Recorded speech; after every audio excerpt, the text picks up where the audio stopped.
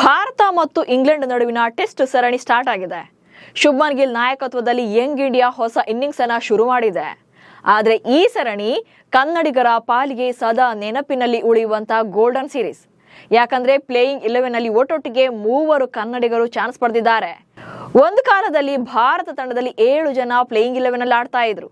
ಆದ್ರೆ ಈಗ ದಶಕಗಳ ಬಳಿಕ 3 ಕನ್ನಡಿಗ ಆಟಗಾರರು ಒಟ್ಟಿಗೆ ಭಾರತ ತಂಡದಲ್ಲಿ ಆಡ್ತಾ ಇದ್ದಾರೆ. 90ರ ದಶಕದಲ್ಲಿ ಕನ್ನಡಿಗರ ಪಾರಮ್ಯ ಹೇಗಿತ್ತು, ಈಗ ಹೇಗಿದೆ ಅನ್ನೋದನ್ನ ಹೇಳ್ತೇನೆ. ನಾನು ಶಾಂತ. ನೀವು ಸುದ್ದಿ ಅನ್ನದ ಸಬ್ಸ್ಕ್ರೈಬರ್ ಆಗೋದಕ್ಕೆ ಮರಿಬೇಡಿ. ಇಂಗ್ಲೆಂಡ್ ವಿರುದ್ಧ ಟೆಸ್ಟ್ ಸರಣಿಯನ್ನ ಕನ್ನಡಿಗರಿಗೆ ನೋಡೋದೇ ಒಂಥರ ಮಜಾ. ಬ್ಯಾಟಿಂಗ್ ನಲ್ಲಿ ಓಪನರ್ ಆಗಿ ಕೆಎಲ್ ರಾಹುಲ್ ಭದ್ರ ಬುನಾದಿಯನ್ನ ಹಾಕಿದ್ದಾರೆ.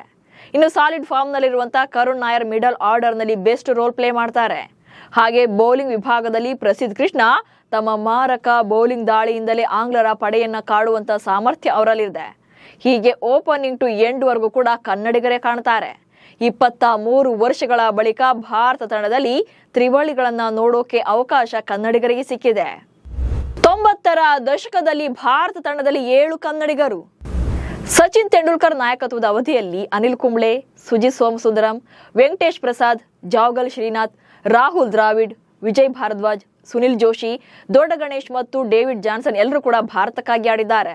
1996-97ರ ಅವಧಿಯಲ್ಲಿ ಭಾರತ ದಕ್ಷಿಣ ಆಫ್ರಿಕಾ ಹಾಗೆ ವೆಸ್ಟ್ ಇಂಡೀಸ್ ಪ್ರವಾಸವನ್ನು ಕೈಗೊಂಡಿತ್ತು. ಈ ಟೈಮಲ್ಲಿ ಸುಜಿತ್ ಸೋಮಸುಂದರಂ ಮತ್ತು ವಿಜಯ್ ಭಾರದ್ವಾಜ್ ಹೊರತುಪಡಿಸಿ ಉಳಿದವರೆಲ್ಲರೂ ಕೂಡ ಭಾರತೀಯ ತಂಡದ ಭಾಗವಾಗಿದ್ರು. ಈ ಎಲ್ಲಾ ಆಟಗಾರರು ಸಚಿನ್ ನಾಯಕತ್ವದಲ್ಲಿ ದಕ್ಷಿಣ ಆಫ್ರಿಕಾ ಪ್ರವಾಸದ ಮೊದಲ ಟೆಸ್ಟ್ ನಿಂದ ವಿಂಡೀಸ್ ಪ್ರವಾಸದ ಮೊದಲ ಟೆಸ್ಟ್ ವರೆಗೂ ಕೂಡ ಭಾರತಕ್ಕಾಗಿ ಆಡಿದ್ದಾರೆ. ಹಾಗೆ ಈ ಟೈಮಲ್ಲಿ ಭಾರತ ತಂಡದಲ್ಲಿ ಕನ್ನಡಿಗರೇ ಹೆಚ್ಚಾಗಿದ್ರಿಂದ ಅವರ ಕಾನ್ವರ್ಸೇಷನ್ ಕೂಡ ಕನ್ನಡದಲ್ಲೇ ನಡೀತಾ ಇತ್ತು. ಯಾಕಂದ್ರೆ ಇಂಗ್ಲಿಷ್ ನಲ್ಲಿ ಮಾತಾಡಿದ್ರೆ ಎದುರಾಳಿ ತಂಡಕ್ಕೆ ಅರ್ಥ ಆಗುತ್ತೆ ಅಂತ ಕನ್ನಡದಲ್ಲೇ ಕೋಡಿಂಗ್ ವರ್ಡ್ ಮೂಲಕ ಆಟವನ್ನ ಆಡ್ತಾ ಇದ್ರು. ಅದು ಹೇಗೆ ಅನ್ನೋದನ್ನ ಅನಿಲ್ ಕುಂಬ್ಳೆ ಅವರು ಒಂದು ವಿಡಿಯೋದಲ್ಲಿ ಹೇಳಿದ್ದಾರೆ, ಕೇಳಿ. ನೀವೆಲ್ಲ ಕೇಳಿರ್ಬೋದು, ಕನ್ನಡದಲ್ಲೇ ಮಾತಾಡ್ತಿದ್ವಿ. ನಾನು, ಶ್ರೀನಾಥ್, ವೆಂಕಟೇಶ್ ಪ್ರಸಾದ್ ಎಲ್ಲ we had code words also.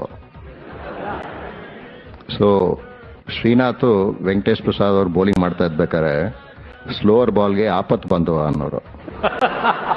Slower ball ಹಾಕು ಅಂದ್ರೆ ಎಲ್ಲರಿಗೂ ಗೊತ್ತಾಗುತ್ತೆ. ಹಾಕು ಅನ್ನೋದು ಕನ್ನಡ ಇರ್ಬೋದು, ಬಟ್ ಸ್ಲೋವರ್ ಬಾಲ್ ಅನ್ನೋದು ನೀವು ಹೇಳ್ತೀರಾ, ಮೆತ್ತಗೆ ಹಾಕು ಆಗಲ್ಲ. ಸೊ ಅದಕ್ಕೆ ಅವನು ಆಪತ್ ಬಾಂಧವ ಅನ್ನೋನು. ಸೊ ಅವಾಗ ಸ್ಲೋವರ್ ಬಾಲ್ ಅಂತ. ಸೊ ಆ ಕೀಪರ್ಗೂ ಅದು ಹೋಗೋದು, ಕೀಪರ್ ಯಾರಿದ್ರು ಅವ್ರಿಗೂ ಅರ್ಥ ಆಗೋದು ಅವಾಗ. ಸೊ ಕನ್ನಡದಲ್ಲಿ ಇವೆಲ್ಲ ನಡೆಯೋದು. 2002ರಲ್ಲಿ ಭಾರತ ಪರ 3 ಕನ್ನಡಿಗರು ಕಣಕ್ಕೆ. ಇನ್ನು ಭಾರತೀಯ ಕ್ರಿಕೆಟ್ಗೆ ಹಲವು ದಿಗ್ಗಜ ಕ್ರಿಕೆಟಿಗರನ್ನ ಕೊಡುಗೆ ನೀಡಿರುವಂತಹ ಖ್ಯಾತಿಯನ್ನ ಕರ್ನಾಟಕ ರಾಜ್ಯ ಹೊಂದಿದೆ. 1970ರಿಂದ 1990ರವರೆಗಂತೂ ಕರ್ನಾಟಕದ ಅನೇಕ ಕ್ರಿಕೆಟಿಗರು ಭಾರತ ತಂಡದಲ್ಲಿ ತಮ್ಮ ಆಧಿಪತ್ಯ ಸ್ಥಾಪಿಸಿದ್ರು. 90ರ ದಶಕದಲ್ಲಿ ಭಾರತ ತಂಡದಲ್ಲಿ 7 ಜನ ಕರ್ನಾಟಕದ ಆಟಗಾರರು ಇರ್ತಾ ಇದ್ದಂತ ಕಾಲ ಅದು. ಆದ್ರೆ ಆ ನಂತರದ ವರ್ಷಗಳಲ್ಲಿ ಟೀಮ್ ಇಂಡಿಯಾದಲ್ಲಿ ಕನ್ನಡಿಗ ಆಟಗಾರರ ಸಂಖ್ಯೆ ಕಡಿಮೆಯಾಗ್ತಾ ಬಂತು. ಕೊನೆಯದಾಗಿ 2002ರಲ್ಲಿ ಭಾರತ ಪ್ರವಾಸ ಕೈಗೊಂಡಿದ್ದ ವೆಸ್ಟ್ ಇಂಡೀಸ್ ತಂಡದ ವಿರುದ್ಧ ಕೋಲ್ಕತ್ತಾದ ಈಡನ್ ಗಾರ್ಡನ್ಸ್ ನಲ್ಲಿ ನಡೆದಿದ್ದ ಟೆಸ್ಟ್ ಸರಣಿಯ 3 ಪಂದ್ಯಗಳಲ್ಲಿ ಕನ್ನಡಿಗರಾದ ರಾಹುಲ್ ದ್ರಾವಿಡ್, ಅನಿಲ್ ಕುಂಬ್ಳೆ ಹಾಗೆ ಜಾವಗಲ್ ಶ್ರೀನಾಥ್ ಕಣಕ್ಕಿಳಿದಿದ್ರು. ಅದಾದ ಬಳಿಕ ಮತ್ತೆ 3 ಕನ್ನಡಿಗರು ಒಂದು ಪಂದ್ಯದಲ್ಲೂ ಕೂಡ ಕಾಣಿಸಿಕೊಳ್ಳಿಲ್ಲ. ಇದೀಗ 23 ವರ್ಷಗಳ ಬಳಿಕ ಕೆಎಲ್ ರಾಹುಲ್, ಕರುಣ್ ನಾಯರ್ ಮತ್ತು ಪ್ರಸಿದ್ಧ ಕೃಷ್ಣ ಆಡುವ 11ರ ಬಳಗದಲ್ಲಿ ಕಾಣಿಸಿಕೊಂಡಿದ್ದಾರೆ. ಈ ಮೂಲಕ 23 ವರ್ಷಗಳ ಹಿಂದಿನ ಇತಿಹಾಸವೊಂದನ್ನ ಮರುಕಳಿಸಿದ್ದಾರೆ. ರಾಹುಲ್, ಕರುಣ್ ಮತ್ತು ಪ್ರಸಿದ್ಧ ಮೇಲೆ ಸಾಕಷ್ಟು ನಿರೀಕ್ಷೆ. ಸದ್ಯ ರೋಹಿತ್ ಶರ್ಮಾ ಅವರು ನಿವೃತ್ತಿಯನ್ನ ಘೋಷಣೆ ಮಾಡಿರೋದ್ರಿಂದ ಅವರ ಆಬ್ಸೆನ್ಸ್ ನಲ್ಲಿ ಟೆಸ್ಟ್ ಕ್ರಿಕೆಟ್ ನಲ್ಲಿ ಕೆಎಲ್ ರಾಹುಲ್ ಇಂಗ್ಲೆಂಡ್ ವಿರುದ್ಧ ಓಪನರ್ ಆಗಿ ಕಣಕ್ಕಿಳಿದಿದ್ರು. ಯಶಸ್ವಿ ಜೈಸ್ವಾಲ್ ಜೊತೆ ಇನ್ನಿಂಗ್ಸ್ ಅನ್ನು ಆರಂಭ ಮಾಡಿದ್ರು. ಜೈಸ್ವಾಲ್ ಮತ್ತು ರಾಹುಲ್ ಜೋಡಿ ಭಾರತಕ್ಕೆ ಉತ್ತಮ ಆರಂಭವನ್ನೇ ನೀಡಿದೆ. ಅದರಲ್ಲೂ ರಾಹುಲ್ ನಿಜಕ್ಕೂ ಕೂಡ ಉತ್ತಮ ಪ್ರದರ್ಶನ ನೀಡ್ತಾ ಇದ್ರು. ಆದ್ರೆ 42 ರನ್ ಗಳಿಸಿದ್ದ ರಾಹುಲ್ ಕ್ಯಾಚ್ ಔಟ್ ಆದ್ರು. ಹೀಗೆ ಔಟ್ ಆದ್ರೂ ಕೂಡ ಉತ್ತಮ ಓಪನಿಂಗ್ ಅನ್ನು ಹಾಕಿಕೊಡುವಲ್ಲಿ ಯಶಸ್ವಿಯಾಗಿದ್ದಾರೆ. ಇನ್ನು ದೇಶಿ ಕ್ರಿಕೆಟ್ ನಲ್ಲಿ ರನ್ ಮಳೆ ಸುರಿಸಿದಂತ ಕರುಣ್ ನಾಯರ್ 6ನೇ ಕ್ರಮಾಂಕದಲ್ಲಿ ಬ್ಯಾಟ್ ಬೀಸ್ತಾರೆ. ಕರುಣ್ ಮೇಲೆ ಕೂಡ ಸಾಕಷ್ಟು ನಿರೀಕ್ಷೆಗಳಿವೆ. ಇನ್ನು ವೇಗಿಗಳ ವಿಭಾಗದಲ್ಲಿ ಪ್ರಸಿದ್ಧ ಕೃಷ್ಣಗೆ ಆಡುವ 11ರ ಬಳಗದಲ್ಲಿ ಸ್ಥಾನ ಸಿಕ್ಕಿದೆ. ಸೊ ಬೌಲಿಂಗ್ ನಲ್ಲಿ ಪ್ರಸಿದ್ಧ ಕೂಡ ಇಂಪ್ರೆಸಿವ್ ಇನ್ನಿಂಗ್ಸ್ ಆಡುವಂತ ನಿರೀಕ್ಷೆ ಇದೆ. ಒಟ್ನಲ್ಲಿ ಟೀಮ್ ಇಂಡಿಯಾದಲ್ಲಿ ಕನ್ನಡಿಗರ ಡಾಮಿನೇಷನ್ ಶುರುವಾಗಿದೆ.